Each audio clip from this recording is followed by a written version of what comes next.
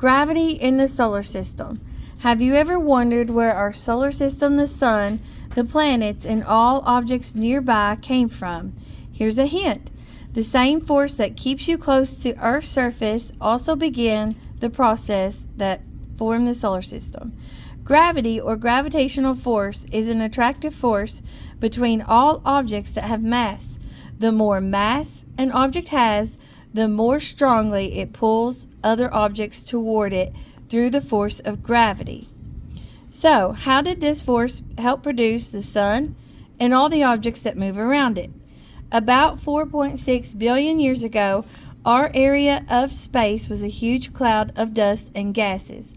Then something changed. A small part of the cloud collapsed in on itself.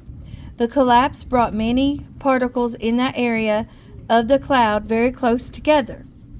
In other words, many particles with tiny masses stuck together to form one big clump with a lot of mass. Since a lot of mass means a lot of gravitational force, that area began to attract more and more particles from the cloud and got bigger and bigger. As this cloud collapsed, the whole thing began to rotate around its center.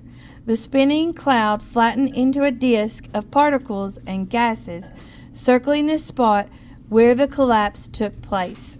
The strong force of gravity from the large clump of dust and gas eventually caused atoms inside it to combine and release energy as light and heat, allowing our sun to form.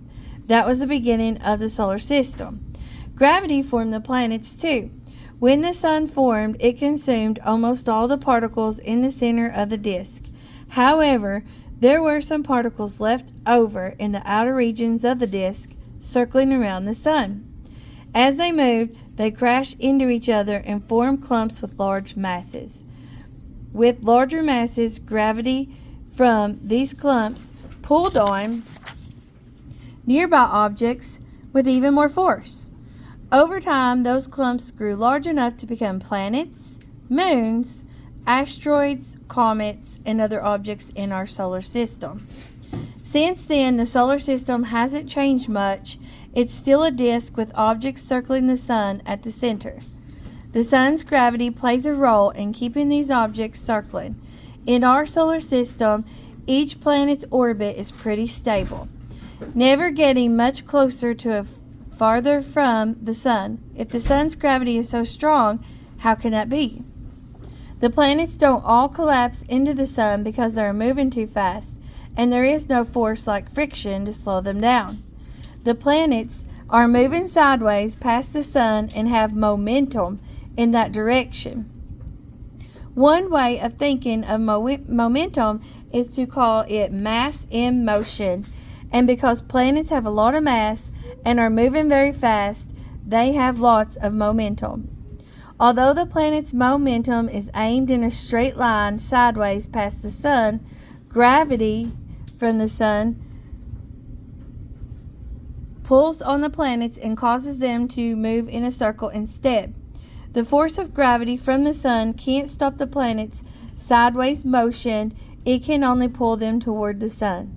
If the sun disappeared and its gravitational pull suddenly stopped, all the planets would shoot off in the direction they were moving at the moment, leaving the solar system and moving far away into space. Luckily for us, gravity is acting on the planets, and the gravitational pull of the sun combines with planets' momentum to keep them circling the sun.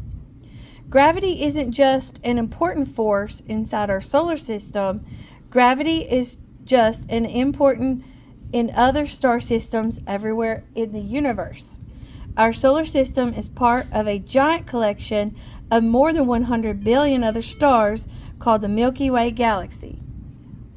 The Milky Way galaxy is just one of the many galaxies in the universe.